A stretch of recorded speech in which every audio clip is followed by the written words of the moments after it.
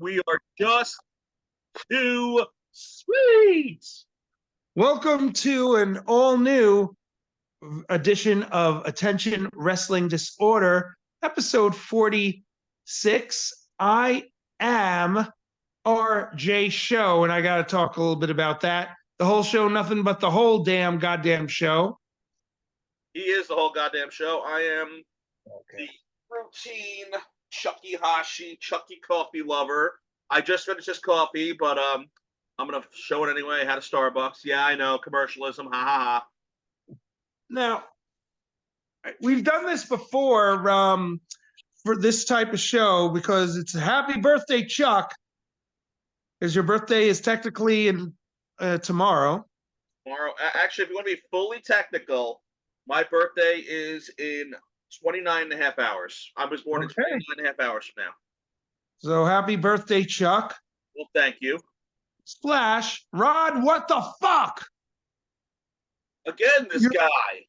521, not your 5-time, 18-time guy who basically controls his own fantasy league to be the champion because he's Vince McMahon, Jeff Jarrett, Bischoff, and Vince Russo all in one. I'm 21. Who's here? So I coughed laughing so hard on that one. We've been I mean, the guy's a great dude, and we can't do this show without him. But no, we can't. But we're gonna do it anyway. We've been planning this for a few days now, and usually there are times where Chuck has a last minute thing. There was one time you had where I had to cancel last second. Yeah, this is now we're shooting from the hip, bro. Now we're shooting from we're shooting from the hip, bro. Yes, we are shooting from the hip, bro. No, I'm not gonna do Vince Russo. But this dude constantly. And I wish he was here. I wish he was here. Actually, listens back to this when we're done with this. Okay, we'll get back to listen back because I want him to hear the jabs, hear it for days, for weeks.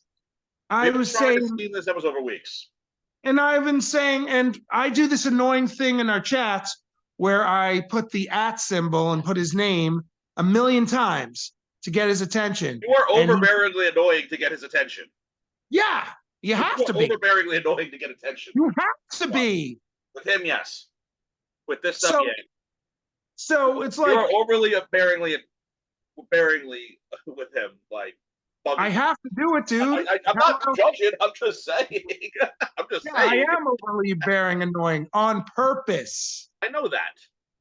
So I get the psychology behind it. I've learned can we do this 1 p.m. on Sunday, Chuck? Sure, I think we can. Yeah, we're good. Rod. Yes, I can do it. 2 days later. I was going to church for this.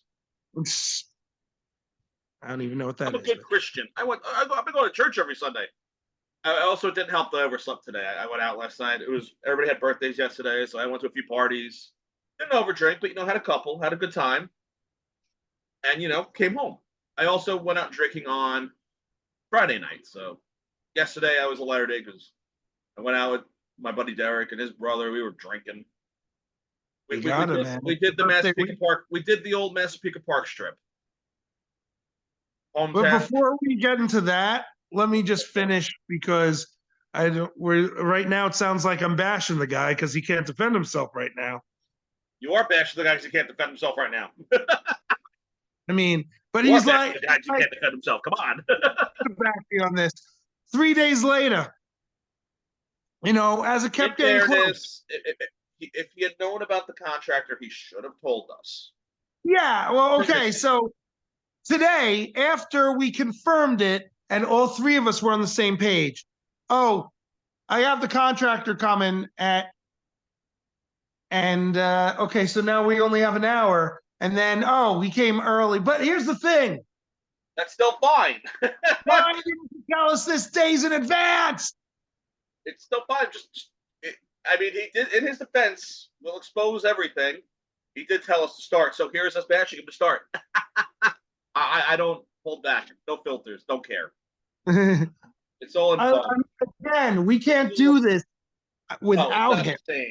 It's not the same. It's not the same. I've gone on and listened to others. Like, it's not the same. You need his dynamic. No, you need him. When I've been on TikTok. Sorry, go ahead. I'm just saying he's the glue here. That's all I'm saying. He is. And here I am putting him over, even though I shouldn't. I'm voicing my grievances, but at the same time, at the end of the day, there is no attention wrestling disorder without Hot Rod. No, let's say that right there. It's a 3-person game, and that's it. So I've been on TikTok under my alias, Mr. Excuse me. Nice Rod tribute, bro. Mr. Boom. Oh yeah, the fan. And tribute, Mr. Boom. On TikTok, this is what I do I do take the mask off. My Mr. Boom, and I started doing a Boom Talks Wrestling, and now that Chuck has been involved in 2 of those, I've done 4 lives, like 4 TikTok lives with that theme. Chuck's been on 2 of them. They're good, and I always tell you when I'm around on Thursday, I'm there for it. If I'm not around, I apologize. Sometimes I get busy up there. Yeah, it happens. But the point is, I've had other people on there. And, I had my buddy Dez from 3 Bells Podcast on stereo, YouTube. You got to check them out, 3 Bells Podcast. Another group I've been kind of involved with. It's their show, but I've been kind of putting my own 2 cents as like the 4th mic or whatever. Or 5th mic, actually. The 5th mic. However they labelize you. But, and I haven't been able to do it for a while with my involvement in TikTok or whatever the hell's been going on. But I love working with those guys and being a part of, and that the fact that they took me in like that, because we haven't been able to do these in a while. So it's hard for all of us. An outlet. No, I get it. And also, in fairness, and not even touching on Rod and him not being here yet. Eventually, he will be here. And we will yell at him mercilessly. It's okay. We will definitely mercilessly get on him. But but we're getting older. Life happens. Yes. I got shit going on. You got shit going on. He's got shit going on. Yeah. We do what we can with these because we're older, and this is what happens to you. You have a life. You got a kid. I'm planning a wedding very slowly. Rod's doing retired military life, whatever that means. I'm just dealing with my life. Thank you for your service. And if anybody who actually watches this is in the military, thank you for your service. I'm old school. Yeah, thank you for your service. Yeah, definitely thank you for your service. But get back on topic. About everything in life, but I will never talk shit about the military because that would be dick of me. Why would we? Ron was dedicated for 20 years, right? He did. About 20 years. Rod. I'm trying to think. Probably maybe 18 years. I think. Rod served his country, man. Rod did a good thing. He did tours in Iraq. He did. I think he told me it was like I think he finished everything right after 9/11. So probably he moved in 2018. I'm gonna guess maybe 15 to 17 years he did something like that. I need to pull back. I need to pull us back though. Yeah, that's fine. Because Rod deserves the retirement he has now. He put in a lot of work for 20 years anyway. But point is, I started doing this stuff on TikTok, and you coming into it, it's almost like attention wrestling disorder. And I had other people kind of in there with us, or even without you, other people. Right. But it's not the fucking same. And, so I've been excited to do this, and now it's like, I'm coming in later, but you and I got shit to do. Oh, we all have things to do. Again, we're adults. We have this conversation on the weekly, just not on, just in general, when we chat. We have weekly conversations about this. We're adults. We got shit going on. Again. You guys are old. I'm getting old. So before anyone who listens to this says that I'm attacking the dude, I keep praising the guy, saying we love Rod. We love Rod. We just wish that Rod was a little more. What's the word I'm looking for? There's a word here. Not attentive. Responsible, maybe? No, I'm kidding. Maybe responsible. I don't know. Response. I don't know. Like I don't more. know if responsible is the word. I can't think of the word. Time constraint. No, I don't know what I'm trying to say. I don't know. Actually, no. Rod. Listen. I'm gonna disclaimer my comment with I have terrible time management. Time management. So do I. I have the worst time management. I have terrible time management. I should have start these later than we want to because not partially because of my time management, partially too because I need to desperately clean out my laptop, which my fiance has been meaning to do for me. We haven't had the time to do it. So everything takes forever to load on my laptop. I have so much shit in there because I've done so much shit with this laptop over the last 7 years. Right. Like including a lot of people don't know this, like my family owned the coffee house. Like I have like business transactions in here saved, stored from when we were here. That's how we were keeping. I was helping keep track of it because there was a lot. We were doing some like backgrounding of everything and like how like okay was like when we were having problems. My mom had me save it. Look at it. I'm like, this makes no sense or whatever it was. But like the point of it was that I was keeping documentation for us. So I have information from us. I have any promo piece I did for the coffee house or any events, all the flyers, like all my band flyers are saved on there too. I have so much shit saved on here. All of our episodes, except for somehow the video of episode 1 or the audio of episode 1. I tell a lie.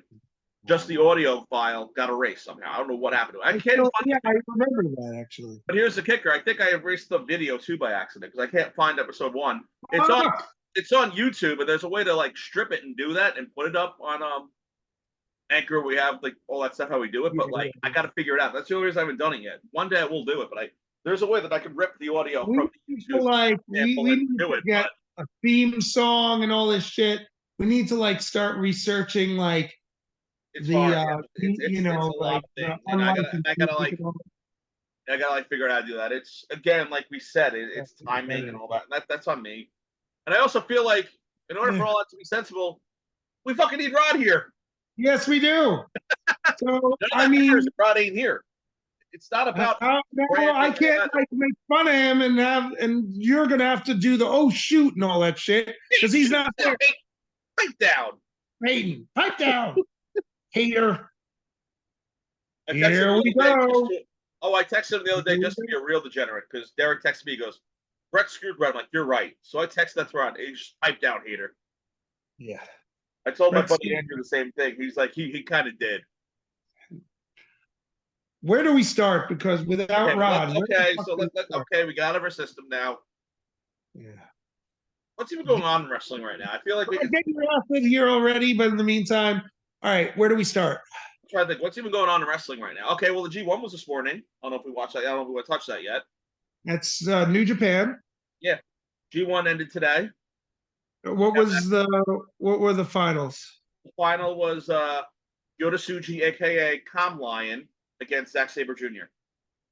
Was the final. Okay. And who won? Shall I spoil it for you? The way you spoiled Collision for me? I have time to watch it. I wish it were Zack Sabre Jr. It was. Zack Sabre Jr. won. So, which is good. That's a good thing because I know now, and you can tell by the way they're booking it, that he's absolutely going to win that title from Naito. And Naito is one of my favorite wrestlers, but I also have decided with Naito, he is much better when he is chasing the title than when he has the title. I feel like the way New Japan is, he's a better chaser than a champion. Because I feel like it, but when he wins, like, what do you do with it? You need Zack Sabre Jr. in that role, though. He's kind of like where Will Ospreay was. Yeah, and he's another guy who should be in other promotions. He should be wrestling in the States. And the funny thing is, and it's funny too because he said in his interview today, like you know how they do the medium scrums. Well, New Japan's been doing them. Well, New Japan started that years ago. They've been always doing. I know. So I know. Zack Sabre Jr. had his this morning. He said that for him, Japan and that title is his end goal. He's not interested. He loves Japan. He said his goal was always Japan. He's lived in Japan for years. He's from England, but he resides in Japan. He has for like at least 8 or 9 years. He was actually when And he did yet the he Cruiserweight still, Classic. When he was doing the Cruiserweight Classic I for was going to WWE. say, and he still did that, but I don't Yeah, think but he he was wanted actually, to the do it. point was, he was actually, they were saying even then that he was living in Japan at the time. And I remember he just wasn't really into being a part of it, is right? That was part of it. I think it was contractual things. I just think he wanted to do other things. But also, too, I feel like Zack Sabre Jr., he would do well in AEW. They had featured him in Ring of Honor a few times. He would do well in AEW like Will Ospreay would, but I feel like Zack Sabre Jr. lacks the personality that Ospreay has. Like Ospreay, even though he's more of a wrestler than a personality, he still has that personality. Sabre doesn't Yeah. really have that. He's just a wrestler who curses. Well, I mean, he has that A wrestler who curses a lot because he's in. that cockiness and all that. What happened? He's got the arrogance. Right, but he's not like a personality within the arrogance. It's just he's a Yeah. cocky English guy who curses because he's English. It's like that's it. I mean, it's not, I guess, so far off from like what Osprey kind of is, but He's difference no is, Switchblade. He's no Osprey. well, A Switchblade's not Switchblade even and Osprey something have more personality though, and I don't. Zack Sabre Jr. is like what you would call Dean Malenko in the '90s. It's the same thing. He I wrestles guess. like Malenko. He's kind of like he's like the English version of Malenko. Because Malenko, Although I think he has somewhat more of a personality than Malenko did. I mean, Malenko, I listen. Dean Malenko is one of my all-time favorite wrestlers, but I'm the first one to say that he is the most vanilla fucking wrestler that ever existed. If you think of a vanilla wrestler, it's Dean Malenko. What did Vanilla ever do to any of these people? Because now that's the whole thing is this person's vanilla. Like I vanilla love tastes vanilla, dude. good. I'm all about my vanilla, dude. I'm all about my vanilla. I bet I've always vanilla been is about vanilla. offended. I know, because they make it see. Because the thing is, in the states, especially because WWE has been the benchmark of wrestling for the last 40 plus years. What Correct. does WWE always prided themselves on being? An entertainment company. Entertainment company. Correct. People look at wrestling, pro wrestling, as in the States as an entertainment model, not a wrestling model. So people aren't looking at vanilla people because they're not entertaining. Correct. That's the mentality. Like a lot of fans, like I have this conversation with a lot of wrestling fans, and it's so different. Like it's there's I've been in different chats on Facebook. I've been in very pro WWE ones and very pro AEW ones, and the mentality is so polar oppositely different. Well, there's one tag team that's very entertaining, but they're good wrestlers. But I feel like their entertaining quality is hurting what they've done in NXT UK and NXT. Who am I talking about? You talk about Pretty Deadly. I am. Oh, I was actually watching SmackDown the other day. I watched it actually yesterday. I tell lies. I was out Friday, so I watched it yesterday morning when I was like getting ready for stuff. And I'm sitting there and I'm just like, what the hell did they do to these guys? Yeah, like what? This is very Vince. I mean, okay, it just. I remember the whole thing with Pretty Deadly is yeah, these guys, they have the looks and stuff, but in the ring, They could work. you know, It was like if the Street Fighter Vega was a pro wrestler. That's exactly what it yeah. is, minus the masks. The point is that they should be called Pretty Douchey or Pretty Doofy. Now they should be. It's it's entertainment, but It's I mean, funny, but it's not them. I feel like they should be more dominant. Now they're just subserving Tiffany Stratton and Nia Jax. That was ridiculous. are you surprised though that this is happening in a Not Triple really. H universe? Yes and no, because I feel like there are certain wrestlers that were getting good pushes with Vince and now are getting nothing.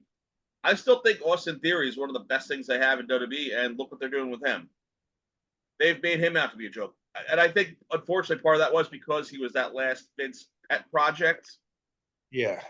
I use the term loosely because, like, that was the one they were pushing. So when he, like, lost his, lost that, I feel like, I don't know, they lost that for him. And I Oh, hate you mean what did Roman say? Daddy's not here anymore. yeah, something like that. but yet they're still. I mean, But my point is that I can't stand Grayson Waller. no one. He is an irritating fuck. He's terrible. I don't like him. I don't think he's worth the hype. Like people like him because he's the annoying heel, but like, I don't think he's a good annoying. Like, there's so many better wrestlers in that role that he portrays. And look, I get there's a ton of Aussies out there right now, and they're all getting their due diligence. There's like an emergence of Aussie wrestlers. Like we could both agree that Kyle, give it a couple years, Kyle Fletcher is the next Will Ospreay. That's what I was about to say. The best version of that's at AEW. I was about to say that. It's Kyle Fletcher. Kyle Fletcher is the best Aussie going. I feel like Mark Davis could too, but he's still hurt. His partner in Aussie Open. is she Tony Storm? She's Australian, right? She's Aussie too, yeah. Okay, well, she's getting okay. So these are the Australian wrestlers that get pushed. Her. Oh, obviously, the biggest one is Rhea Ripley. Yeah. The biggest one based on WWE promotion. It's Rhea Ripley. Indy Hartwell's not getting a great push. Rhea Ripley is getting the biggest push out of Australian wrestlers. Yeah, well, honestly, right now, Rhea Ripley, Tony Storm, and Kyle Fletcher, my three favorite Aussies going. Trying to think if we're. Wait a minute. Isn't what's his face from Aussie? Bronson Reed? I mean, from Australia, not Aussie. From Australia, Bronson Reed. I think so. He might be. He might be an Aussie too. I don't know. I gotta look. I mean, getting him up against Seth Rollins is going to help. You're right. I forgot. I always forget he's an Aussie. He's from. Hey, his birthday's coming up too. His birthday's right after mine. His birthday's 25th. How do you want to do this? Because you have All In coming up, followed by All Out, just like they've been doing in a few weeks after All In. Yeah. But you also have Bad Blood coming up. Yeah. And there's building. I mean, where do you want to go? Because Friday night, we definitely saw more of the seeds of this Bloodline versus Bloodline. Oh, I'm loving this Bloodline versus Bloodline. I think you're going to eventually get OG Bloodline versus current Bloodline. That's what I think it's going. Happening. The seeds are being sold. The only thing is, I know Hikuleo's supposed to be coming in, so I'm assuming he's going to go on the new Bloodline. And I heard that the other Fatu is coming in, so I don't know if they're going to have him side with Roman somehow or how. Yeah, I heard the same thing. That's the only thing I'm a little weird about, but it seems like they're planting the seeds for OG Bloodline versus new Bloodline. Let's talk about something with the Bloodline, because usually this is stuff people choose to make fun of AEW for. Right. The fans have really been sticking it to Tangaloa. Tangaloa, because he got injured. Tangaloa, yeah. Because of the eye injury. Well, no, but you haven't seen the memes? I've seen the memes. Yeah, I saw the most one. I'm doing my part. I haven't done shit. I've seen them, yeah. Not just that. They're showing all the botches. Yeah. They're saying that everything he's done, including his debut, was all botched. Is what they're saying. Those are the words, that they're all screw-ups. I don't think they're all screw-ups. I love them. I get, well, obviously, someone took the time to make it look that way, and I've seen his work in New Japan. I know he's good. He was good. He's been good everywhere he's been. I watched some of his TNA stuff just curiosity. He was even good in TNA when he was there. What did he do in TNA? He was that character Micah. I forget what the faction was, but he was that character Micah. I want to say, what was that? What was that faction he was in? I know he was Camacho. Yeah, and he was even as Camacho, he wasn't terrible. I think it was awkward. It was an awkward book, but like he made it work. But I think as Tangaloa,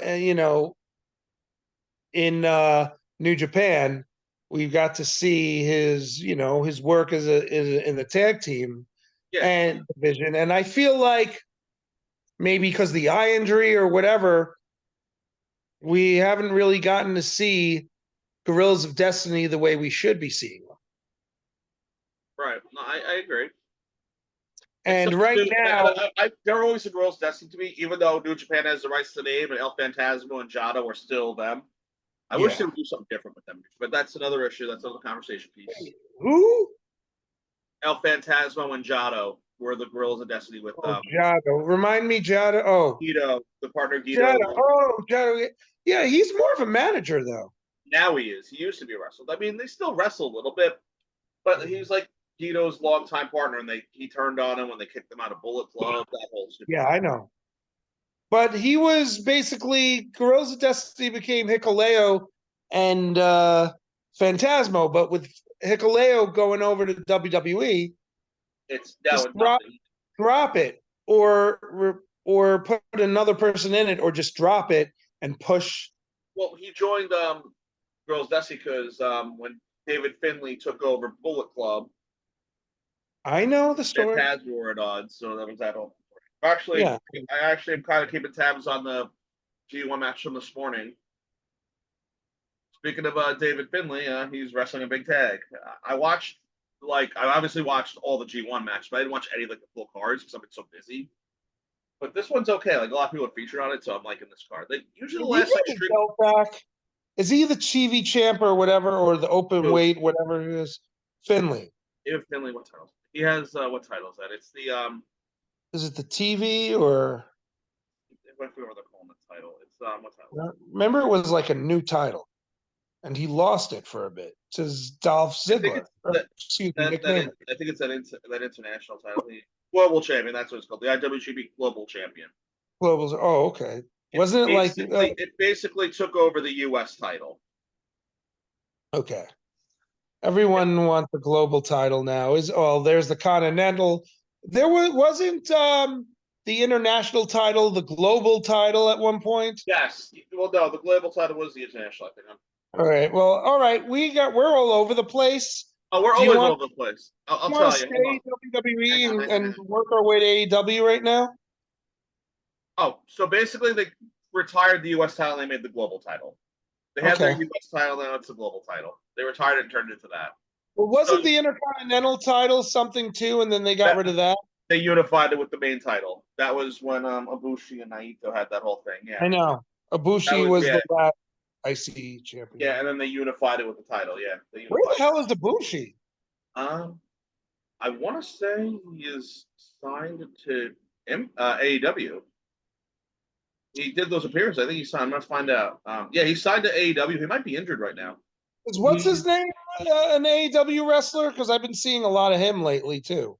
Ishii? Yeah. Ishii. No, he's just doing a string of events for AEW. That's why he didn't. That's why he lost the qualifier for the G1 because he was booked to be in AEW for the summer. Same question with Shibata. Shibata signed to AEW. He actually always signed with New Japan. I found that out recently. All right, well, I have my concerns about New Japan and AEW, but we did start talking about the bloodline, so let's stick to that. Back to that. Yeah. Let's go back to that. I like that idea. I need you to bookmark my mind, though. What happened? I need you to bookmark my thoughts because I might forget. Okay.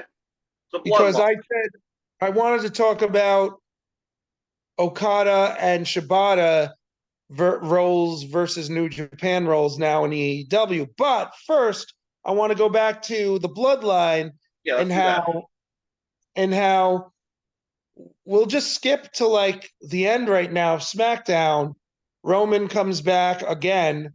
Yeah. Annihilates the bloodline. But you and I knew that him holding the reeds or whatever the sacred what do they call them? I forget what they're called, but yeah. What makes him the tribal chief?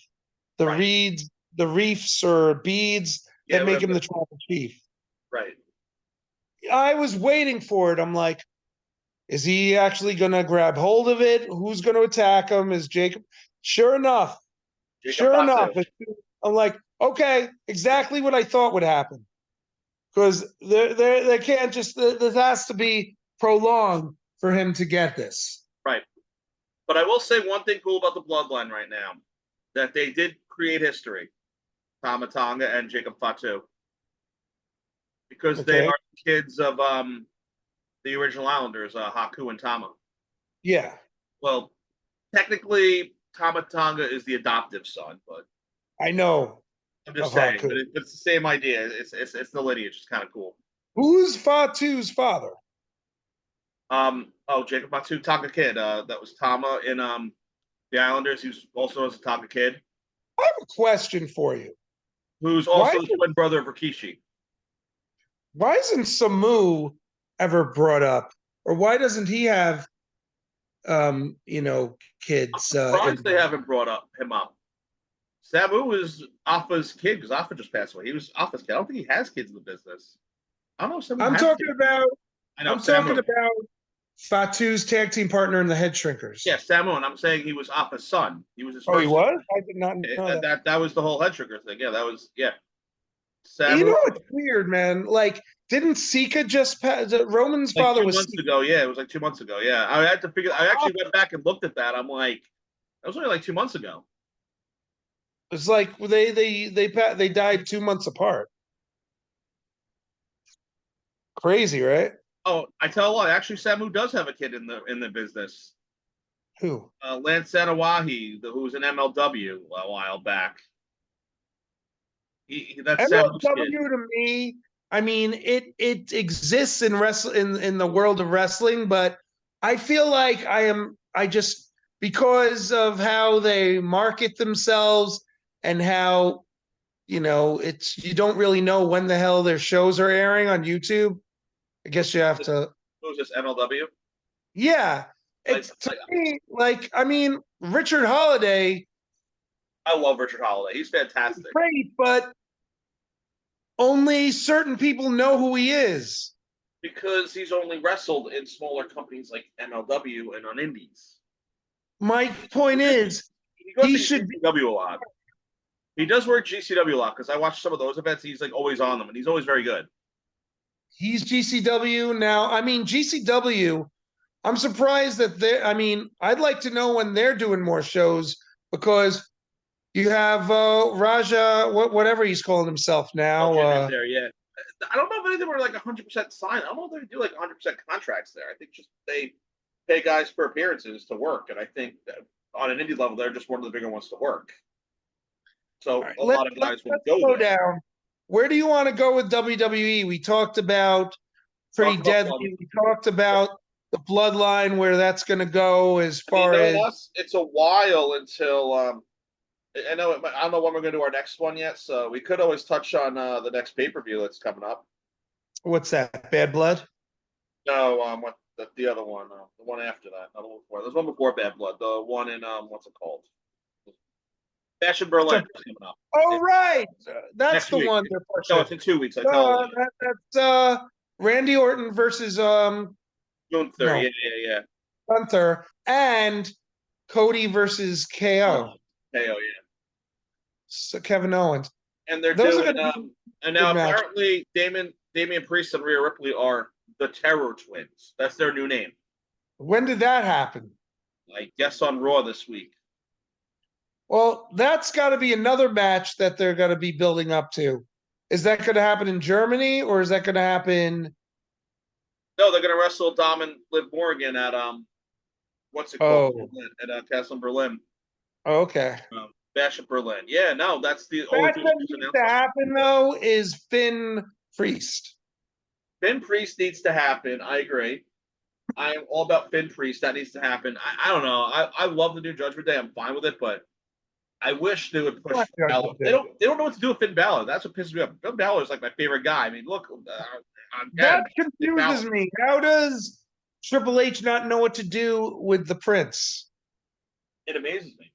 Apparently, they need to do more with the Demon with him, but apparently Triple H's influence always only bringing out when you need it. And Finn also has said in interviews that he doesn't even like doing the Demon anymore because he hates putting on that face paint on. It takes too long, and for how they do it, it's a waste. He feels it's a waste. Oh, well, Finn doesn't like doing it? Not anymore, because he said the way like WWE likes to push it, like this is always the idea of bring out the Demon when you need the Demon to come out. So Finn's like, if I'm going to do it that sporadically, there's no point in me doing it.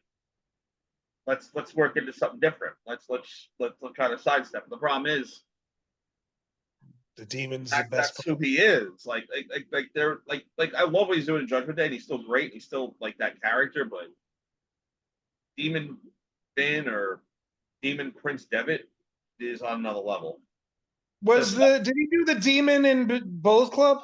Yeah, not all the time. Kind of like it was more not all the time, but it was more frequent than WWE. Well, I think they need the Demon for Demon versus Priest. That I agree with, but the Demon has to go over. But I also also too, heard they kind of ruined the Demon too because they Yeah. had the Roman Reigns match as the Demon. He lost to the Demon. He wasn't Didn't supposed he to. also lose to Brock Lesnar as the Demon? He may have actually. But He may have. here, But also, I love Finn Balor. But let's be real. Who's gonna beat a guy the size of Finn Balor? Is never gonna beat a guy the size of Lesnar. It's just not real.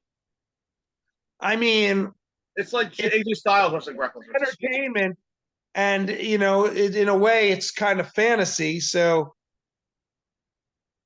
Drew McIntyre, well, I guess Drew McIntyre is taller than Finn. He's bigger than Finn. He's bulkier than Finn. Like Finn is bulked up a little bit since New Japan, but he's still on the smaller side.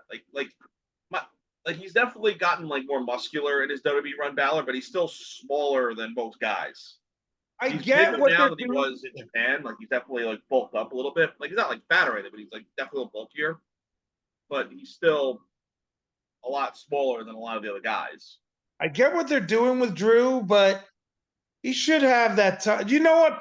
Both of them, Finn and Drew, never got a true. Well, I mean, to me, they never got a good title run. The problem, he was unfortunately, Balor caught a bad break where he got injured when he won the title, and they never got it back on him. Yeah, but Vince never let him get it back. I think Hunter or Triple H, whatever, Paul Levesque should let him have a little run with it. I agree. I think of the Judgment Day, Balor should have had that run, not Priest. I thought Balor would have carried that title better than Priest did. I liked Priest's run as champion, but I think Balor would have had a better run with him. But here's the thing.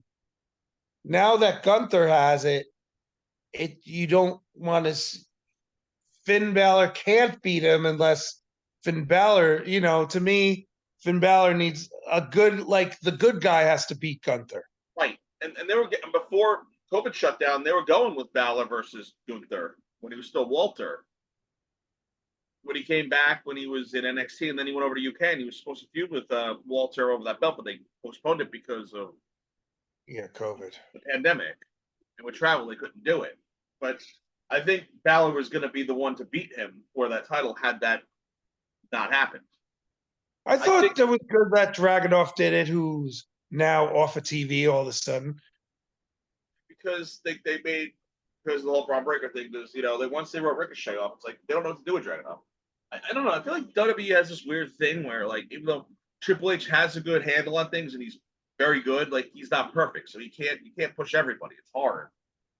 The problem with wrestling is you have so much talent. Champion right now? It's Braun Breaker. Never mind. Breaker's the IC champ. LA Knight's the US champ. That's Braun Breaker. What you need to do, you book a series of matches. I mean, maybe you book a series of matches between Breaker and Dragunov. That would be good. That would be a good feud, and give it time, let it sizzle, and then eventually, or let Braun Breaker, or do maybe I forget if Dragunov's injured now or whatever they're doing with him. Like, let him be off TV for a little bit. Let Braun run through people because you're booking him to look strong right now. Keep him looking strong for a couple short feuds, or maybe like one longish feud where he's still dominant, and then you have Dragunov come back. You have Dragunov take it from him because Dragunov, no one's going to bat an eye at Dragunov's credibility if he beats him for the IC title. No one's going to question. I agree, but the way they need to do it too. Okay, you have Braun, just like you said. He goes through a few people, whatever. Yeah. Then Dragunov beats him like they do in fucking, what do you call it? AEW, where usually the champion always wins. Have him pin Braun clean, and Now he has a title match. Now he has a title match against Braun Breaker somewhere down the line, wherever the fuck they're going to do it. Obviously, they're not doing it now, but but Right. maybe closer to next year or whatever, Right. have those two battle for it and Right. put Dragunov over. That's what it should be. But yeah, you're right. Eventually, yeah. But again, it's like I don't know. But everything needs to have a reason. I mean, Breaker and Sammy, we need to stop with that already. It happened. It happened. I was saying that like weeks ago. I was like, they need to do something new with Sami Zayn. Like, I love that he's over. Like, but there's other things you can do with him being over. He doesn't need to be in a title picture. Problem is, well, I think Sami Zayn should have a title at some point, I but think he should be world champion at some point. I think he's over enough. problem is, go ahead.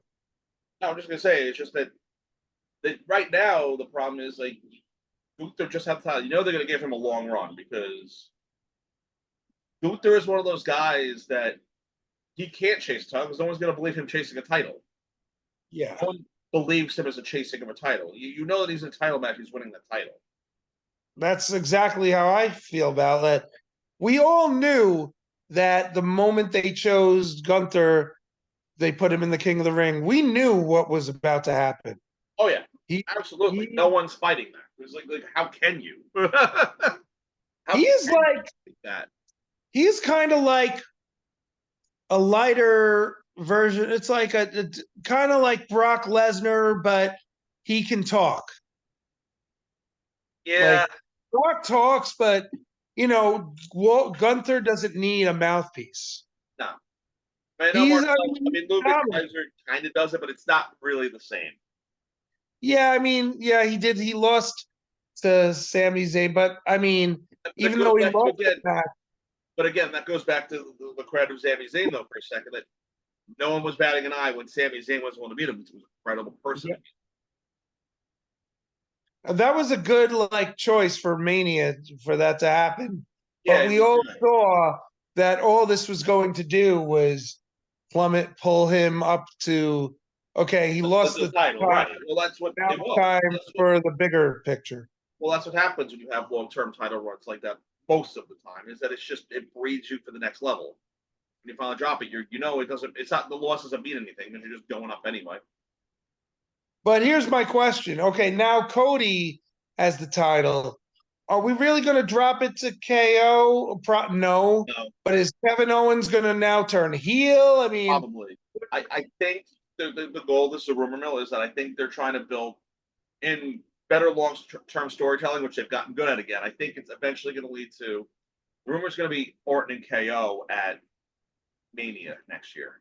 a lot of people keep talking Orton Rhodes or Orton KO, you said?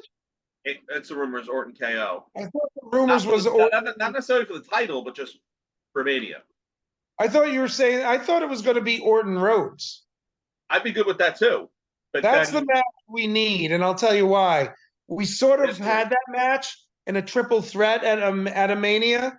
Yeah, but now have it for the belt, have it mean something. Exactly. It's history. Yeah, but that was, I mean, this No, I is agree. even. I agree with you because I'm a big in WWE, especially because the way they do tell stories. The best WWE stories are the ones that come full circle. Exactly, and this was. If you're gonna book like that, make it come full circle. Rhodes and actually that'll be perfect too. It'll be 15 years since the triple threat, so it'll be a really crazy, cool, long term storytelling. You didn't have this Cody Rhodes is not the same Cody Rhodes that battled in the Legacy match against. This is a different but Cody again, Rhodes. That's the whole full circle thing.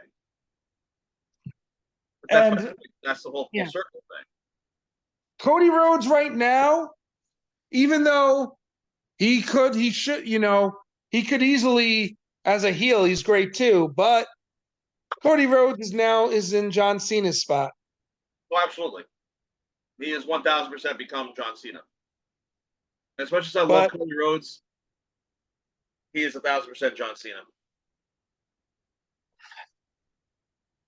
Because although him being a heel would be smart too, because he's good as a heel. He's a great heel when he wants to be. But again, he's prided himself. Even though he's been supposed to have been a heel a few times, he hasn't been. When they left AEW, when he did that last promo, that was a heel promo. People forget that was a heel promo. But because he Yeah, was still being positioned as a baby face, no one saw it that way. But if you actually dissect it, it was supposed to be a heel promo. If he had stayed there, he would have turned heel. He would have been a full heel. I think Cody Rhodes leaving AEW was kind of also a nail in, was also kind of brought them to where they are right now.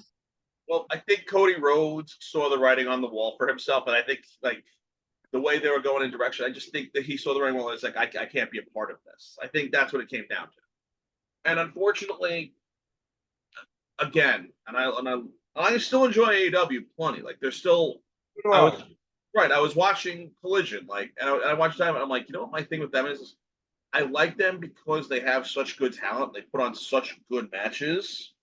And they try to use them. Like the Dark Order is now getting kind of used in both Ring of Honor and They're using them again, but it took a even though while for they them to get shouldn't. there. The problem is, Nyla Rose is getting used again.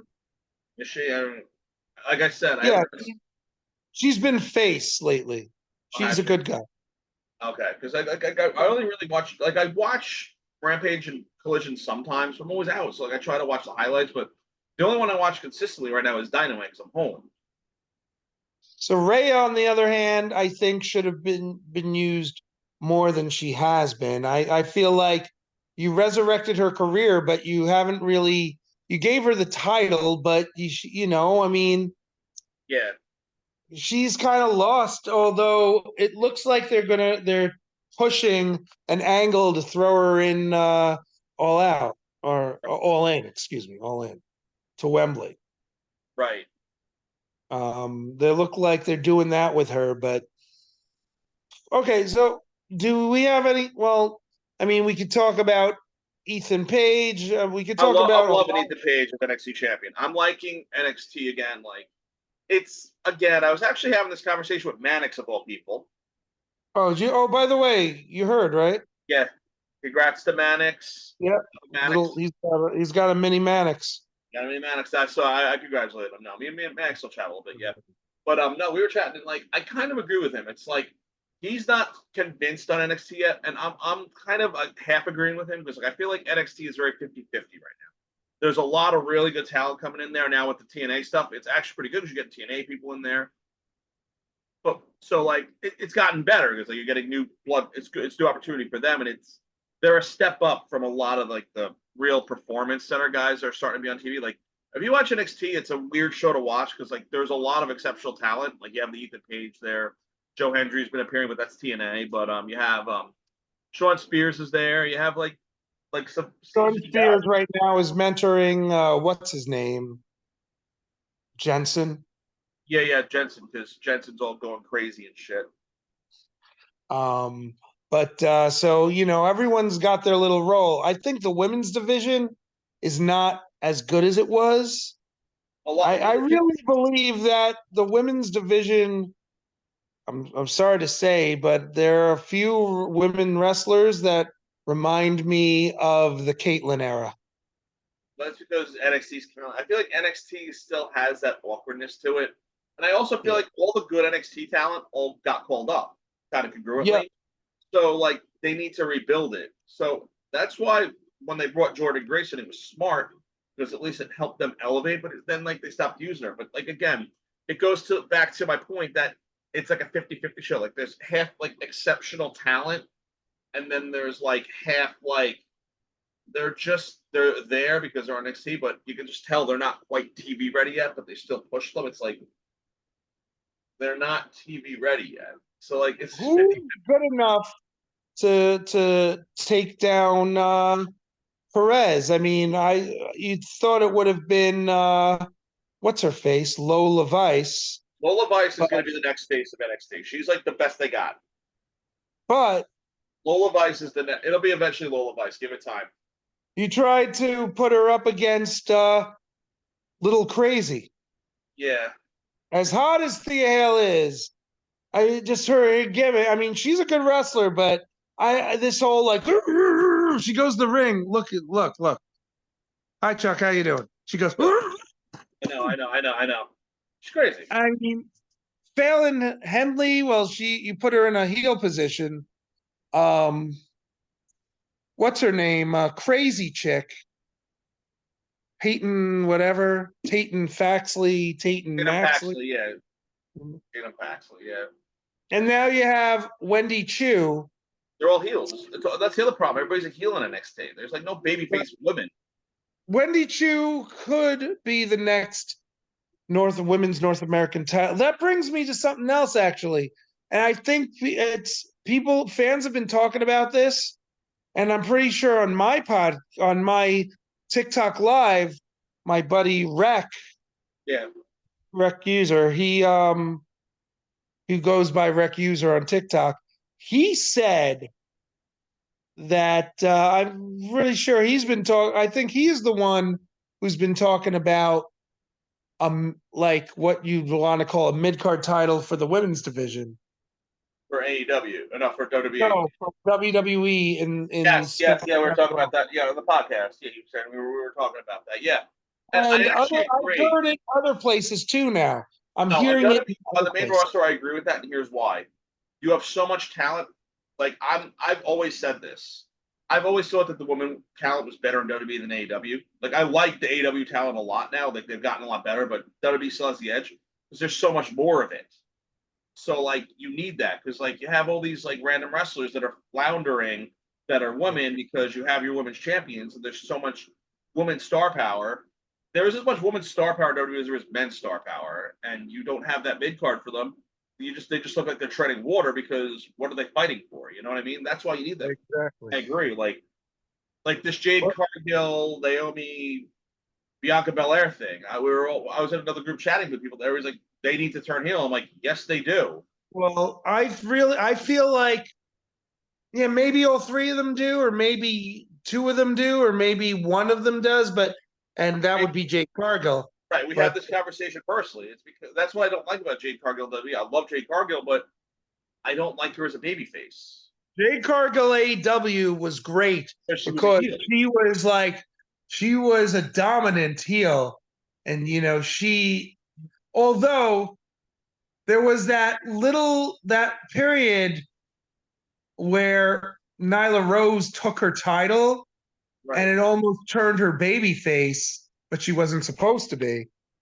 Right, Nyla Rose because she got over.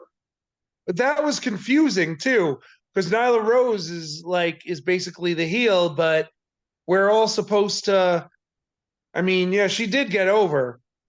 So her attitude was still in that bad guy kind of state, even though she was basically the face of that, the good guy or the face of that storyline. Right. But she is more, and when Statlander, beat her in the rematch, we saw, okay, this is, now they're hugging. So it's kind of like, okay, so we're kind of seeing a change, but the change really happened in WWE. Yeah. And right, so but Jade Cargill to me is at her most dangerous and at her best when she's the hated, the hated bad guy, hated heel. Exactly. Random, but on G1 this morning, they had the potential to turn El Phantasmo onto House of Torture, and he turned it down. He should have went to House of Torture. He was better as a heel. He is better as a heel. El Phantasmo was a babyface. Even though it worked with Girls Jessica, was all ex-Bullet Club anyway, like, he's a better heel. I know. I liked him when he was, even when he was doing the commentating thing with Kevin Kelly, it was great. Yeah. He's a great cocky heel. Right now he's coming off like this awkward AJ Styles meets Logan Paul because he looks like fucking Logan Paul. He does. Yeah. Like I liked it when he was first in the Bullet Club and he was like a hybrid like of Kenny Omega and Prince Devitt in one person. Yeah. And he was awesome. He was one of my favorites in New Japan still, but I just don't like what they're doing. A lot of people, I loved his work in the Bullet Club. His stuff was great in the Bullet Club. Now, what's her name was a big fan too. Amanda. Yeah. Our Well, friend the man. she's all about New Japan everything. That's like her bread and butter. That's her like wheelhouse of wrestling. Like, I love New Japan too. And Suzuki and all I that. can't say it's my favorite promotion anymore because it's not. I'd be lying to myself. But I've never said I preferred. There have been times where I've watched more New Japan than WWE just because, like, at the time I would get frustrated with WWE and like, oh, New Japan's kind of fresh. Now I can't say that because WWE, whatever issues they were having, they've turned it around. Well, they have, but unfortunately, there's still this consistency that happens. Right. And I've noticed, and you've noticed. Yeah. Nakamura, big in New Japan, but now he's floundering in WWE. They say he's out of his last 100 matches, he's won one. It's sad because they don't know what to do with him. They just I've been saying this for a million years. Even before I followed New Japan, I've been saying this forever. They don't know how to use Asian wrestlers. They just don't. And let's Triple H has a better grasp on it, but it's still not. They don't know because they're not. Let's go to AEW. Culturally, the style is just so different. Like Nakamura, if you watch his New Japan matches, through WWE matches, he had no choice but to change his style a little bit. Yeah, because it's very different way of wrestling. Because WWE style is different, but now I think that's why Kenta was so injury prone in WWE was because he wasn't used to working that American style. I think a lot of because of that, because its culture is so different. I think a lot of wrestlers in WWE that are Japanese that get injured like that, they get deemed injury prone because it's a hard style to adapt to. And what's his name too? Who is now in TNA? Time Splitter guy. Kushida. He's still in Japan. He's doing both. He's still contracted to Japan. But yeah, no, but Kushida, same thing. They didn't know what to do with him. Michinoku, same thing. Taka, no, WWE had his good run in the day, but it wasn't. But after once it like died down, you're right. No, Taka once it died down, yeah. Let's talk about someone else. A big name, one of the biggest names in New Japan. His friends bring him in to AEW. I mean, yep, that's essentially what's going on. And put him in the faction, the Elite. Yep. Strap the Continental title on him. Yep. But you know, even though it was a promo, I agree with Claudio. Yeah. Saying that this Okada, this like it's not the same Okada. It's not the same Okada. Not. But even if you watch an Okada match at AEW, it's not the same as a Japan match. If you watch, his moveset's a little more limited. He did a lot more in Japan. Like a lot of these guys, that's what I always say. But also it goes back to my other point earlier. A lot of these guys like Okada, Shibata, they've become victim of time constraints in their matches. Because Okada isn't known for having a 3-minute squash match. He's known for having marathon matches with big names. Yes. I was actually reading up on this, and I was kind of like looking at it. The average Okada match is like 15, 20 minutes. It's like 20, 25 minutes. That's an average Okada match. Goes like AEW or New Japan? New Japan. It was like 20 minutes. Okay. I mean, I'm sure he can because they do longer matches in AEW. They do it. I'm sure that if they made I think Casanoli Okada can be done as a good that would be a good match, but they have to do it on a pay-per-view. That would have to be for the title. That's a match that needs a title, and it needs to be on a pay-per-view. I agree, but it looks like they're doing it in Cardiff. I know, and that's stupid. I hate that. That's another thing. That's another thing I want to say. It's like I feel like AEW blows their load on good matches on TV, where it should be on pay-per-view. Because the problem with TV is that you're so constrained for time. With timing, like you can't get the full thing. But even on pay-per-view, you still get time constraints, but it's not as bad. It goes back to the old AJ Nakamura thing. Watch AJ Nakamura Wrestle Kingdom, then watch him WrestleMania. What was a better match? Wrestle Kingdom, because of time constraints. Wrestle Kingdom, yeah, you know, it's very different. That's my point. And also, AJ Styles is like the most. I've decided that AJ Styles is probably the most adaptable wrestler, like going. He is. He can work so many styles, and you'll never question it. Why is AJ Styles? Touche, pun intended. Exactly. But I'm sorry, I'm an ADD. Fuck you, Rod. What the fuck? Yeah. Okay. It's Now hold on. 3 o'clock. It's been 3 o'clock. 2 hours. We've been doing this for an hour. No, we started at 2:14. So we're almost an hour in. We And waited. what? We were actually going to wait. Yeah, I'm so glad we decided not to. Yeah, it's fine. Well, No, well, you know what? Though, like right now, we're talking and we're getting shit across. right. But you're right. We don't have It's not the that. same. It's not the same. It's just two guys talking. We're two guys Yeah, talking. not that like, oh shoot, you know. That's where Rod's the glue here, and that's what I've always said to you. I Even though we have can't different opinions, fucking. even though we have different opinions, I feel like when we Yeah. do it, it's just two guys talking. If I wanted to like say how I do not believe in Joe Hendry right now, I would get, oh, here we go, such a Oh, here hater. we go. Chucky used to hate on that man. Shoot, and by the way, Rod's half right. I did used to hate on Joe Hendry, but not on Joe Hendry directly. I hated on Joe Hendry for being a tag team partner with Dalton Castle because I don't like Dalton Castle. And this is at a time where Dalton Castle was at his like high point. Everybody was all Right. high on Dalton Castle. I've never been a Dalton Castle fan. The only time I liked Dalton Castle was right before he teamed with Joe Hendry. He had a short heel run, and I liked him as a heel. It was the whole Velveteen Dream Dalton Castle thing, and Rod's like, oh, well, so I loved Velveteen Dream before all the shit before he got canceled because because I feel like Dalton Castle's character is designed to be a heel character. But again, Originally, they're yeah. one of those he's so over that you can't make him a heel. But I don't like him as a face. So here's the thing, and like Dalton Castle, they haven't used him well either. Oh man, I could talk about like a whole slew of people that should be in other companies, even though I love AEW. Jay Lethal, Miro, Rusev, I have a feeling that Miro's waiting to leave. I don't think he's sticking around. I don't know why he's still there, to be honest with you. I heard Lana's gone. I mean, I know they split. CJ split. Yeah, CJ left a while ago. I know. I'm saying, but my point is that I feel like Miro's on the chop box. They don't know what to do with him. I feel like there's a lot of wrestlers that they just don't. Again, it goes back to you can't push everybody, and unfortunately, some wrestlers just fall in those cracks of creative just doesn't know what to do with them. So it sucks for them because I could tell where they get pressure, but at the same time, some wrestlers I don't think they care because it's like, well, I'm still making money. What's the difference? I think there's that mentality there, but I don't know. I'm not them.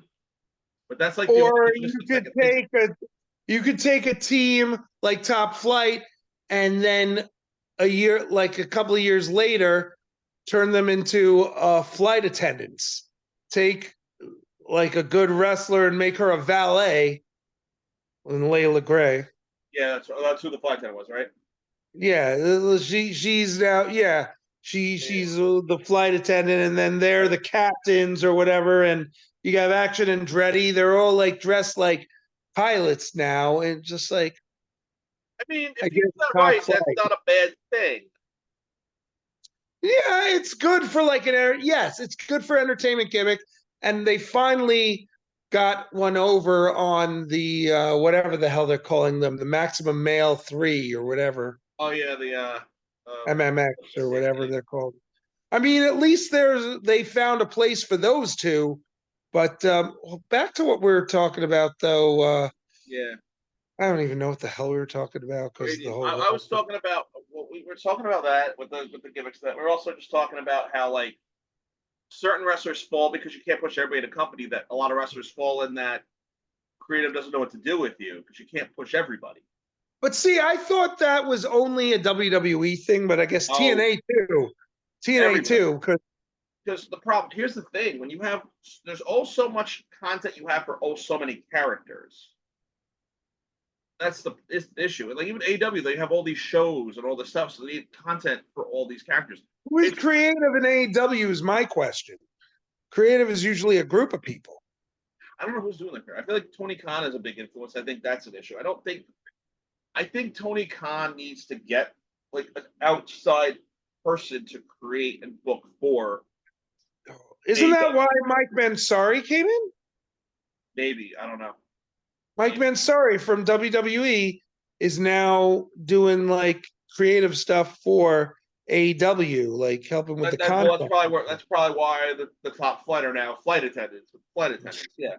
I don't know. I have no say or any info on that. I have no intel on that, like whatsoever. And the thing that I'm worried about the most right now, because all these these fans that think they know shit, Everybody thinks they know everything. They don't. all speculating that this meeting with Shane McMahon's going to turn into something where Vince McMahon takes over.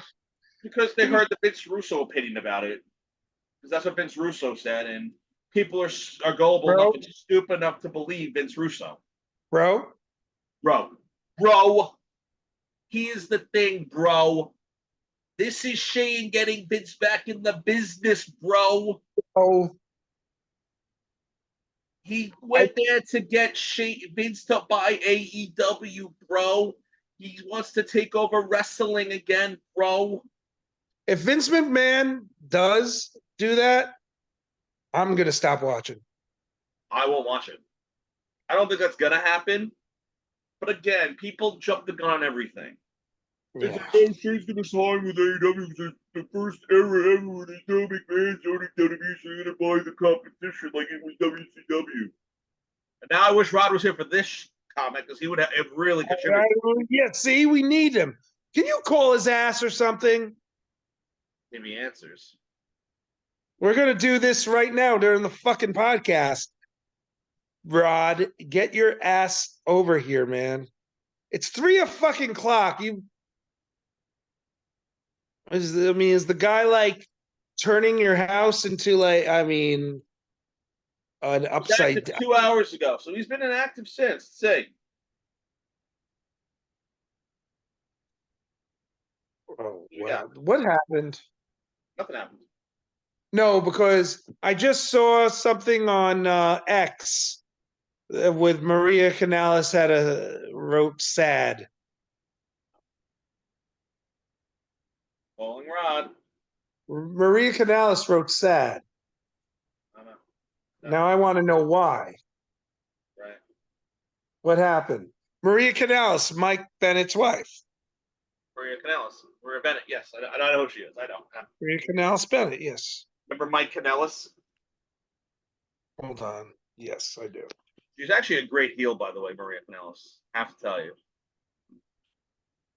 I'm glad Ring of Honor was smart and turned her heel.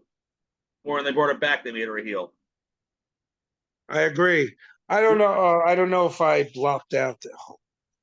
I don't know if I blopped out there. I probably did, but I don't know if it's like the TikTok. Rod, you suck. No answer. He's busy. Whatever. Did you message him? I just called his thing, and you can't leave a message. It fucking sucks too because you can't defend yourself now. I wanted you to be able to come on here and defend yourself on these. I have a feeling that this one we're going to put a pin in it. We're just going to send this to him. I don't know if we're going to upload this one. We're just send it. This might eventually be the lost episode. We'll see. We need an episode. We need an episode 46 because we haven't done one in a while. I know.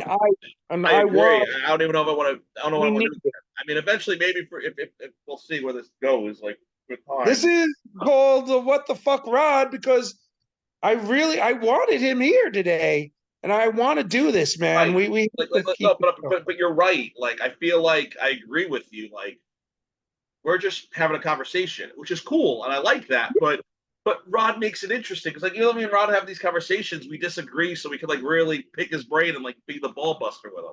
Well, if anything, it'll get people to watch the other Rod episodes to see what the fuck we're talking about. Exactly. Except, I don't know, man. Like,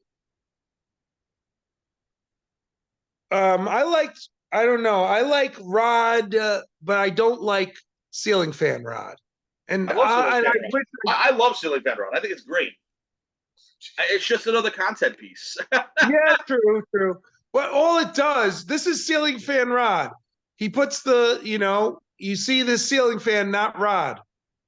And all it is for me, it's just a gateway for me to fucking bust his balls. But that's why it's content material. It's funny. Sure. Because when he does it, I lose feel my like you're now- fucking mind. I also feel like now we're just recording the exposal of attention wrestling disorder. Whatever. Fuck it. I mean, we don't. It's not like we were hiding it to begin with. I said it right there and then. Like, what the fuck are you doing? No one wants to see a fucking ceiling fan. Well, you know, I'm just staring at this motherfucking thing turning. Oh, what the fuck is that? You know, that's I'm thinking about it now and how fucking irritating. And this is me on the show.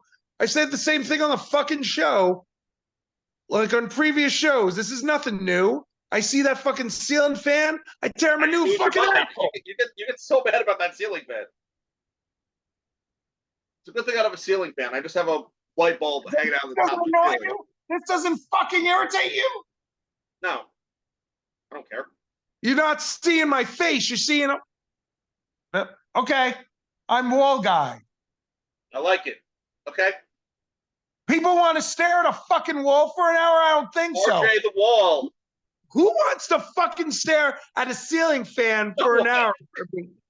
Makes you fucking busy. And just, what the fuck? I know. Yeah, I don't know. I mean, we already have like, what do we call him? Bed Rod, because, you know, he's always chilling in his bed. Yeah. So we already got, you know, people talking about that, but now you got ceiling fan. I guess it's the evolution. Right. It's the evolution of awkward Rod. I gotta find a way to do a real video on it where it's just different snippets of Rod on the show. That would be like cool for TikTok too. Right. Like bam, there's bed rod, ceiling rod, evolution rod. It starts out with the bed and I want to make this is pissing me off because jerk off face Rod. I want to fucking make fun of the motherfucker in front of his fucking face. I know. Rod's just Rod. Rod's not letting me. Rod, you're not allowing me to even do that. God damn you. I don't know. I need a fucking shoot right now. Or you're such a hater. Hater. Degenerate. I'm not gonna. Stop hating. You know what? I think we need a soundboard, a Rod soundboard. I need to start recording volumes of Rod and just be like, hey, stop hating. Because when he comes late like this, we just press buttons of what we know he's gonna say. Yeah, okay. Yeah, okay, sure. Yeah. Like when I call him out and say, you know, how he's like how he's the what did I call him? Like how he's the Jeff Jarrett of his company. Yeah, and shoot, he pipe down, hater. Pipe down. Yeah, okay. Pipe down. Like you're the reason that WWE still has main event. Yeah, okay. Yeah, okay. He is though. Man, shoot. Ledlum's awesome. Man, shoot. What was that? Man, shoot. Level up. NXT Level Up is still a thing. Who even watches that show? Rod. Like I said, we've always said this, and anybody that knows Rod will agree. If there is wrestling to be watched, Rod watches it. I bet okay, we have a friend in NWA, but that's another one that I have lost so much track of. I don't watch NWA. I watched it a few times because it's on CW now. So like when I've had a few minutes, I've watched a couple of recent ones. You know who's actually in NWA now? Paul Burchill. Who? Paul Burchill. Remember the pirate? Paul Burchill. Yeah, he's going just by Burchill, but he's there now. He cut his hair, but he's back there. He's wrestling over there. Well, here's a question for you. Who the hell's holding the titles? It's still EC3? I think it's still EC3, I'll tell you. I actually don't know because I don't follow NWA. But again, this is why we need Rod here to tell us this thing. For MLW, I don't even know who the hell's like. They brought in like a whole new group of people. Also, what's his face? You know who's like failing post MLW? Ooh, What's the guy's name? Hammerstone. Thank you. And what was he in TNA? He was a big guy who was not really doing well. I don't think his TNA stuff is as good as what he's done in MLW. No, again, like I haven't seen him in TNA because I don't follow him. So right now, the world champion is EC3. The world junior champion is a guy named Alex Taylor. Tom Latimer is the national champion. Okay. The American champion is Jeremiah Plunkett. Oh, I remember. Blunt Force Trauma, Carnage and Damage are the tag champions. Those are the guys. Those are the guys with the masks. Yeah, that's the those are tag champs. Is that what's his face's crew? Sandow's group. Yeah, Aaron it's group? Rodney Mack and what's the other guy's name? That's the one guy's Rodney Mack. Remember him? And the other one is Rodney Mack is like responsible for Theodore Long's theme music. Yep. That Theodore Long's theme music is Rodney Mack's theme music. Right. It's the Mac Militant. Is the first thing they says. But here's the kicker about the Mac Militant.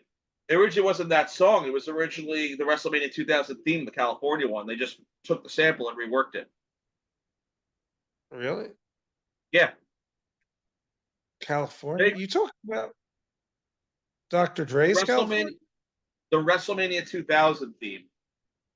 For WrestleMania 2000, that was originally sampled for that. I think Jim Johnston did it, and then he reworked it for Rodney Mack. And then they did another theme for Rodney Mack after Teddy Long went to SmackDown. He was still on Raw, and it was just like, I don't care. Like later on, you had another theme on that same.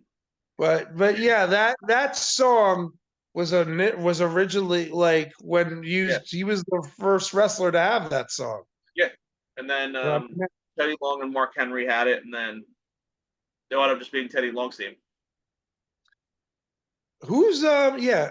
So wait, so Rodney Mack's wrestling under a mask? Yeah, he's called Damage. But it's Rodney Mack. The one guy under the mask is Rodney Mack. And what's the other guy's name? Control? His name is Carnage, but I'm gonna get the real wrestler's name. I'll get his actual name. His name is it's not Control? Marche Rocket is his name. I've never heard of him. But again, it's not Control. No. Damage Control, get it? I got it, yes. Yeah, it was Carnage, not Control, yes.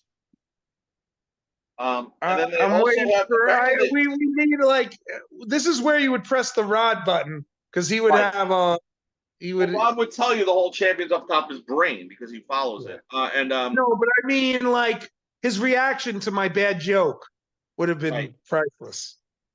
See, you guys are witnessing what it's like without Rod right now. It's not the same. No, it sucks, to be honest. Going back to the champions, though, they have a United States tag team title. They have too many titles in NWA. Daisy Kill and Talos. I don't know who they are. Daisy Kill. I'll tell you. Oh, so Daisy Kill is a CCW guy. Oh, wow. Now he's in NWA, but I met him in CCW. Oh, Jack Talent is a guy who is, I think he was in like an early version of like NXT and development. And that makes sense. NWA has a lot of over here for Boca Championship Wrestling. Oh, wow. For Boca Raton Championship Wrestling, BC. Anyway, or BCCW or whatever it is. He's also, I've seen him in like TikToks with what's the name of the party tag team, the women party tag team? Katana Chance and Caden Carter. Caden Carter has a bunch of TikToks with him in it. TikTok. I actually started following her this morning because her TikToks popped up. They're funny. I'm pretty sure she's dating Damian Priest in real life. What I thought it was CJ Perry who was. No, because she's in Damian Priest is like all of her videos, unless they're really close friends. Yeah, he is, but so was Jack Tallis. Okay. I think his real name is Zach, but anyway, because like I think they were roommates or whatever at one point too, because There's one like your tall friend, how to use your tall friend to get things, and like she kicks him in the balls, and she uses him as like a step ladder. Right. But yeah, I guess so. Talos is if it's the guy I'm thinking about, the tall dude with the long hair, that's Talos. And Daisy Kill. Yeah. I'd have to look at him. I'll tell you. But Here's the thing. Women's champion is Kenzie Page. She has been for the longest time now. Since last year. Here's what I don't understand. I'm surprised there isn't another champion who goes on all the Smashing Pumpkin tours. Right. The sound guy, Brian Idol. Right. Who's always featured, and and Corgan's been teaming up with him for Idol's FTW shows. Right. FTW Wrestling. If you remember that. Yeah, it's still a thing. But yeah, I'm surprised. I'd like to see Idol with a title. I rhymed. Idol with a title. I would be okay with that. Idol with a title. My favorite, again, legendary interaction with Brian Idol was the time he was the sound guy Village from South, and Adam gave him attitude because he didn't like the sound check that he gave him. I've had a million legendary interactions with Brian Idol. I haven't had too many, but I've had a few, and that was one of them. Oh, I've had plenty interactions with that dude. I mean, he was in him and his brother is supposedly debuting in I thought the Rockstar is apparently supposed to be in NWA. And I haven't watched. Also, so apparently the King Bees are the women's tag team champs, and Maxie Impaler is the TV champ. I don't know. I can't keep up. There's too much wrestling. Yeah, Maxie Impaler. You know that Maxie Impaler was in Ring of Honor before NWA. Yeah. Right before it closed. Yeah. Yeah. At the end of it, yeah, she was there. I remember. No, I was still following Ring of Honor when AEW first started. I was still enjoying Ring of Honor before they. I enjoyed NWA, but that was because of Nick Aldis. Yeah, it's different. I liked when they first had that deal on YouTube. I enjoyed it. Yeah, it was like all the guys were there, and they had like the Into the Fire, and it was just like the old throwback NWA show. It was cool.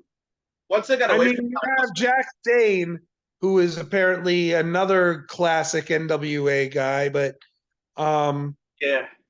But there's a bunch of or in the era that NWA was, I don't know, like before Corgan took it over, because there was like a period of time where NWA was a company, but I remember Colt Cabana saying that or someone was saying that NWA before Billy Corgan took it over was, I don't know, not really. It wasn't really a thing.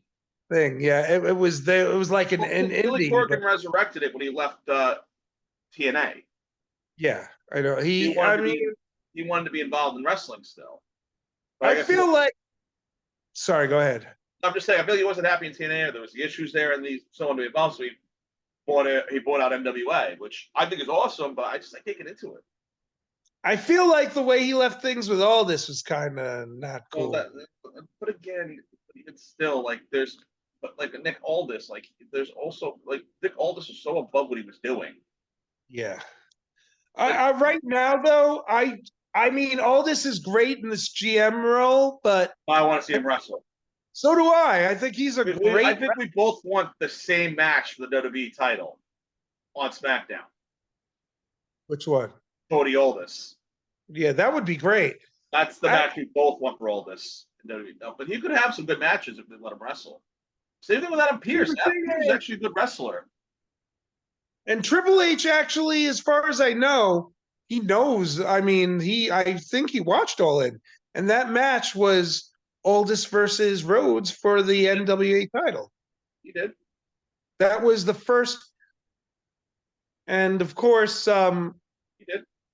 A big part of Latimer and Aldis are missing. Yeah, she wants to. That piece is in AEW. I know. She's the bodyguard for Sasha Banks, who was terrible in AEW. How long is this? I mean, how much longer is she going to be? Is Mercedes Moné going to be in AEW? Because I agree with you. I'm not as into Mercedes Moné as I was when she first appeared, like in AEW, Like, and I when feel like she I've had first. this conversation with a lot of people. I feel like she's in that John Moxley category where she's better in. They use her better in Japan than they do in AEW. Like in Japan, it's all right, but in AEW, it's like, what the fuck are you doing? I feel like it's the Moxley thing for me. It's the same thing, Dude, and Sasha it's Banks, funny too because like all the AEW marks like love Monet and Moxley, and I yeah. get mad because like you're like, oh, WWE sucks. It's like who's your wrestlers? John Moxley and Mercedes Monet. It's like they're like the two most poster people of WWE. AEW books are better. Hell they do Mm, because I don't think because you give them a Moxley little more was. freedom to do stupid shit. I don't think Moxley was. I mean, he had a title, but I don't think Moxley was as huge in WWE as he is in AEW. I think Not because again, Monet was bigger in WWE, to be honest, to Sasha Banks. she was better at WWE as such. I agree with you, but I liked actually. I'll be honest with you. Ambrose was best when or Moxley was best when he was in the Shield. Like after that's like all right. It was good for a while, but it gets old. Like that character gets old to me. Ambrose Shield was good, but Ambrose by himself, they didn't really like they put the title on, then they took it off, then it's like they didn't know what to do with him. But John Moxley He's more is, consistent. even though He's, could he's be better. Well, I like, would agree with that. He's better booked, but I just feel like I get tired of it because it's just I am bored of him too. That's true. I am tired of it's because Moxley. he's real and he bleeds. Like okay, you He bleed. Okay, bleeds. everybody bleeds. He's gonna beat the crap out of everyone. He's gonna destroy everyone he's in the ring with. But that's getting old, and it's like we want to see you lose now. We just want to see you lose. You know what it is I with think Moxley? I figured out why I don't like him that much. I like him, but I get tired of him. His character and the way he wrestles, it's very one dimensional. There's like it not is. much to it. I think And I feel New the same way Japan about Mercedes. Moxley is better. I think that's my issue with Mercedes Monet too, is that she's kind of one dimensional too. Like looking back on it, everyone's like, "Oh, the Four Horsemen." But Monet can wrestle, and that's what makes her good. And she has a good gimmick, but like it's stale now. Like she's never tweaked it. It's been the same I thing. think what needs to happen, right? You know what needs to happen What needs to happen? Enlighten me. in at Wembley. Even though Brickhouse, well, I like calling Camille Brickhouse, is going to be the obstacle in the match, Yeah, as we already saw. yeah. We all want Britt Baker to take the title. But she's not going to because they're going to give Monet that run. You Because really think here's so? another thing but here's what pisses me off about AEW a little bit too is that like I get it you gotta like it's one of those things where you kind of have to they want to compete with WWE like so badly and that's great but I you don't have think to they. do more like WWE you can't you're not direct competitor if you're doing just a different product you're going to be an alternative which is fine but if you want to literally be like that you have to do more of the WWE thing, which they do, but they do it bad. They do it wrong. I mean, they should I be feel like doing what TNA did. Don't beat them, join them. what happened? TNA's smarter. Don't beat them, join them. Right. Exactly. But I think, that's what I think. So like my thought is with them, it's that it's like, well, you have like again and again. Also, it comes down to your vice presidents and your main management are wrestlers. It's hard to be a suit and a wrestler. I love the Bucks to death. They're my favorite tag team going. I love every match they have. They're great. They're entertaining. They put on good matches.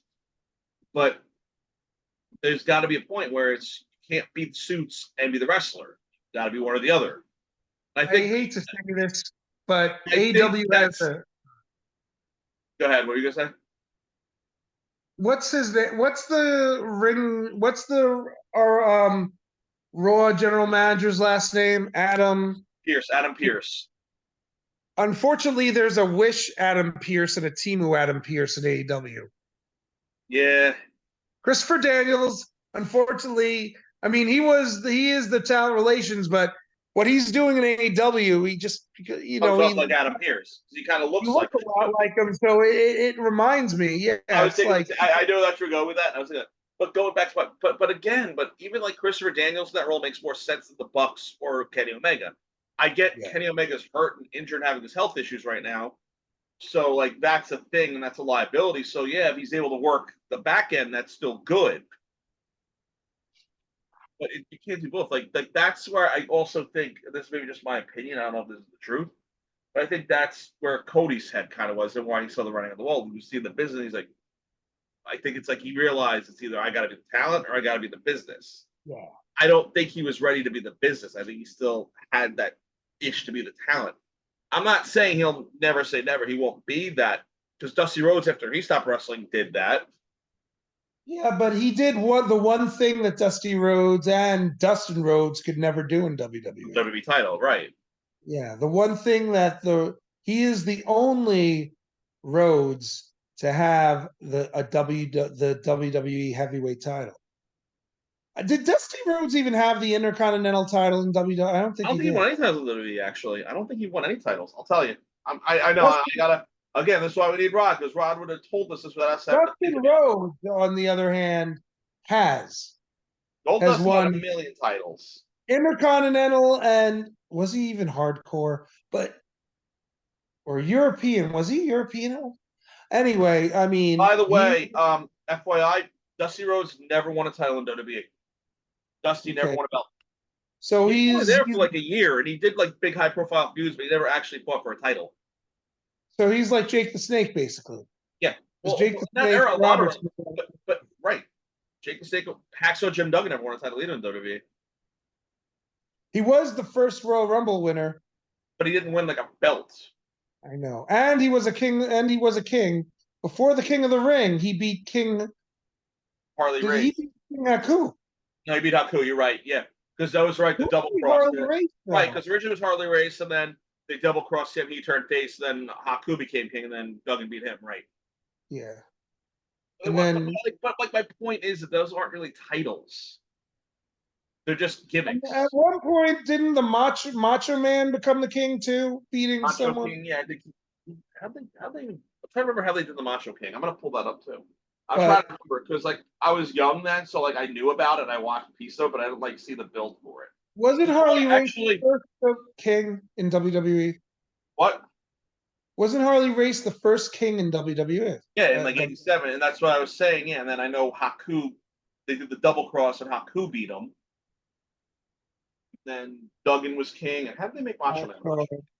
Like I said, yeah, no, actually, true story. That's actually why I started.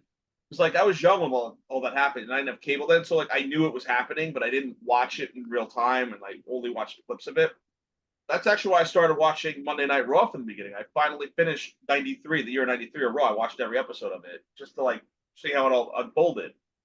Well, Macho Man, in '93, Macho Man was commentating at that point. Yeah, because they weren't.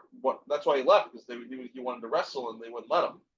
Yeah, and well, they did let. I mean, a little bit, but he was more of a commentator than a wrestler. Perfect and Macho took on Flair and Ramon, and Hall, or Flair and Ramon, whatever. Right. So what had happened was, okay, so you're right. So yeah, Macho King did beat Duggan for the title in late '89. He did that, and then and then they do King of the Ring, and that all could have been like, that was basically King of the Ring before it was King of the Ring. Yeah, but it wasn't like a real thing. And then once he lost at WrestleMania 7, when he lost the burning match, he was like forced to retire, and then he gave up the King and he became a babyface, and that's when the King thing died. Realize that what they just did with King of the Ring now, right? In what respect? I don't know if you realized it. So Walter, whatever the fuck, was the King of the Ring. Right. Barely wore the crown. He's the champion. Isn't wearing the crown. Nia Jax is still embracing herself being the queen. Right. Yet Gunther is not embracing being a king. Gunther is just being Gunther.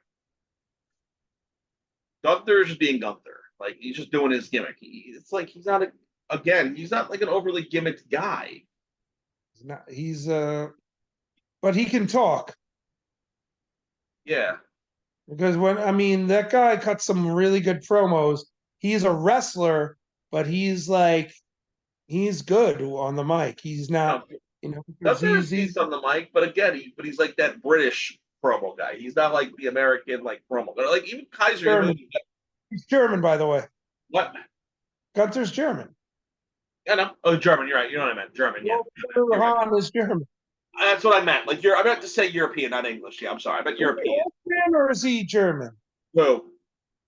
Gunther, is he from Austria or Germany? Actually, I think he's Austrian. I'll tell you. Actually, I think he's Austrian, not German. I know Kaiser's German. I think Kaiser's German. I'll tell you. He is. Well, one of them is. Oh, Vinny Vinci is now coming to SmackDown. By I the know. I way, saw the vignettes. I'm actually excited to see. Well, it's pretty much going back to gimmick he did in NXT before they brought him back to well, that's when Vince McMahon yeah. turned him into that thing. That So Gina. yeah, Gunther is from Austria. Okay, so I was right. Okay, so he is Austrian. He's Austrian. Yeah. I think Ludwig Kaiser is from Germany. I'm going to tell you. He's German. Yeah. Kaiser is German. What was his name though? Was it Marcel He was Marcel Barthel. Yeah, I always still call him Barthel, even though he's Kaiser. I always call him Barthel. That's how I remember it. And Vinny Vinci was Eichner, Fabian Eichner. But isn't he Italian? He's Italian. Like, isn't he actually Italian? He's from Italy. Yeah, Fabian Eichner's from Italy. Yeah. Okay, so he is. We're going back and forth all over the place, but that's what we do. That is our gimmick. And again, but here's where my hand was like half of the show already. But that's my gimmick now. This is my version of Rod's fan. What is that? Your hand?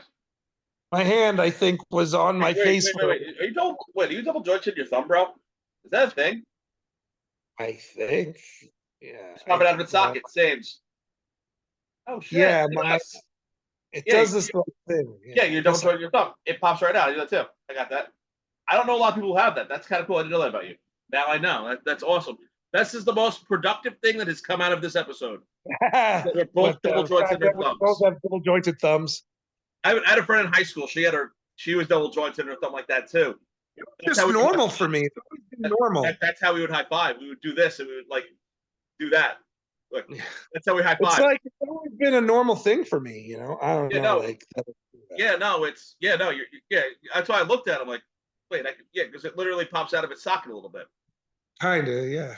Yeah, you're double jointed. Yeah, it's because you're double jointed. I have that too. Anyway, Rod! Fucking Rod. We're back, but this is like a Rodless. Again, I had a feeling one day we were going to do this and we are going to realize it. We need to do this because we haven't had an episode in months, so we need to put this up. You want to put it up anyway? All right. We have to. What the fuck, Rod? We might need to tweak the episode. What the fuck, Rod? Where are you? Yeah. Happy birthday, Chuck. What the fuck, Rod? Where are you? Yeah, seriously. I watched this already. Let's get rid of this. I think we did an episode that was Rodless for most of it, but then he showed up. Oh, we did one where he cut out and he couldn't get back in, and we just finished the episode without him. It's happened. Yeah, okay. But I know we've done some Rodless half episodes without Rod, but he would either join in or leave or whatever. But we would still have Rod for part of the episode. Right. Yeah. No, that was a thing. Yeah. No, this is weird. It's like Attention Wrestling Disorder -1. Yeah. We're keeping this because, again, I'm not going another month or week without an Attention Wrestling Disorder episode. I'm fine with that. I'm gonna just say, like, I can't do this without Rod. It's just not the same. Neither can I.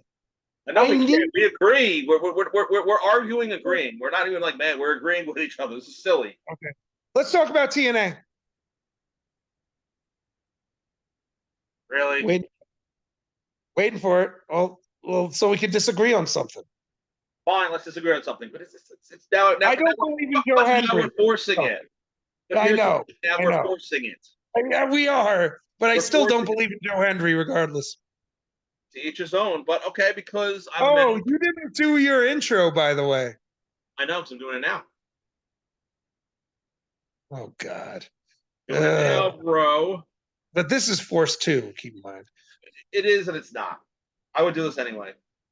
I'm doing this because you brought up, and these ads are pissing me off. Fuck your ads, YouTube. Seriously. Okay, we see his face, but we can't hear it, so you're gonna have to sing it. I'm not singing it. No one can hear it. You're gonna have to sing it. You're gonna have to sing I believe in whatever. It'll be heard. Say his name, and he won't. Don't say his name. He won't appear because I don't believe in Joe Hendry. I don't believe in Joe Hendry. I believe in Joe Hendry. I thought you believe in Chuck Coffey. I believe in McNally. It fits better. Clap. I can't. You do the claps because I have to put the phone down. Side. I believe in. I don't believe in anything. Great. I believe that Joe Hendry's From annoying. side to side. Wave your hands from. Shut the fuck up. I don't believe in Joe Hendry. I don't believe in Joe Hendry. Don't understand. Here's the problem. You don't understand. It's annoying. I'm gonna go make fun of someone by song, and Wave your hands from side to side, bro. he irritates the fuck out of me. He I may believe in be Joe Hendry. a I future believe in WWE Joe champion. Hendry. He may be a future WWE Hall of Famer or champion, but I still don't like him. Yeah, that's okay. I believe he belongs. What I believe is he belongs in WWE. I believe that he would get the biggest pop and probably the biggest merch sale in WWE. He would because he's so overly extra, and And WWE it fans love won't that be. shit. And once he's in there, it's no longer going to be LA Knight. Yeah, it's going to be LA Knight who? Because Joe Hendry's going to take over that spot. Yep. Or unless they position it right, because LA Knight is still over as fuck, and he's still fucking gold. He is over as I fuck. think there's room for LA Knight and Joe Hendry in WWE. I believe that. Do you think LA Knight versus Santos Escobar is a better match than is going to be a good match? What, LA Knight and Santos? That'll be a good match, yeah.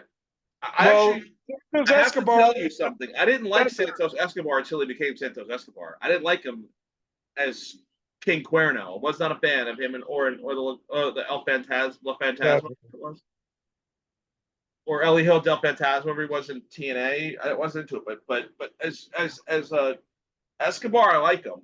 He actually grew on me as Escobar. Yeah.